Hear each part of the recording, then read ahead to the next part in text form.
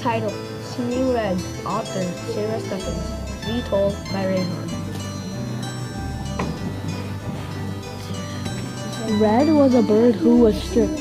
He would always look for jobs and always get fired. Then Prudence offered him a job. Then he went to the job early bird worms. There were too many customers and he was doing it too slow and got fired. After Red got fired, he got another offer from Prudence at the nap bar. But Red got too annoyed with all the snoring. Red could not take it. He got out of control and woke up all the birds. Prudence had one last job, which is to wear a costume and deliver cakes. Red did not care. He would still take it. Will Red do his job properly?